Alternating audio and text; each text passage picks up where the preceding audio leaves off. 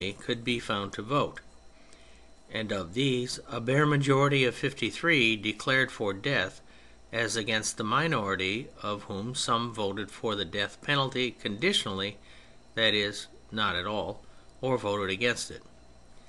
A respite was lost by a majority of 70, and on the 21st of January 1793 at about 10 in the morning Louis XIV was guillotined.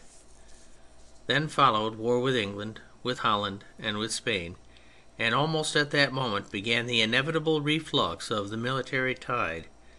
For the French eruption to the Rhine in the Low Countries and the Palatinate had no permanent military basis upon which to depend. Dumouriez began to retreat a month after the King's execution, and on the 18th of March suffered a decisive defeat at Neerwinden. It was this retreat, followed by that disaster, which decided the fate of the Girondin attempt to found a republic, ideally, individually and locally free.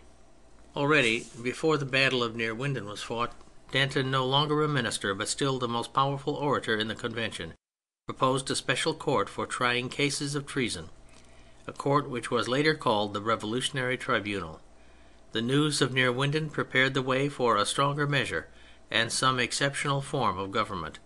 A special parliamentary committee, already formed for the control of ministers, was strengthened when, on the 5th of April, after some negotiations and doubt, Dumouriez, despairing of the armies of the Republic, thought to ally his forces with the invaders and to restore order. His soldiers refused to follow him. His treason was apparent.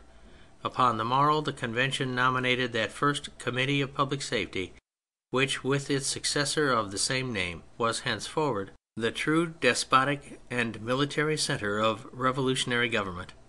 It was granted secrecy in deliberation, the virtual though not the theoretic control of the ministry, sums of money for secret expenditure, and, in a word, all the machinery necessary to a military executive. Rousseau's dictator had appeared.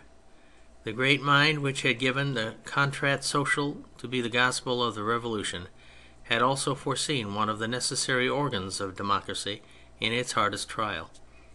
His theory had been proved necessary and true in fact. 9 members formed this first committee. Barré, who may be called the clerk of it, Danton its genius, and Cambon its financier, were the leading names. With the establishment of this truly national and traditional thing, whose form alone was novel, but whose power and method were native to all the military tradition of Gaul, the Revolution was saved. We have now chiefly to follow the way in which the Committee governed and in which it directed affairs in the great crisis of the war. This sixth phase lasts for nearly 16 months, and from the beginning of April 1793 to the 28th of July 1794. And it is convenient to divide those 16 months into 2 divisions.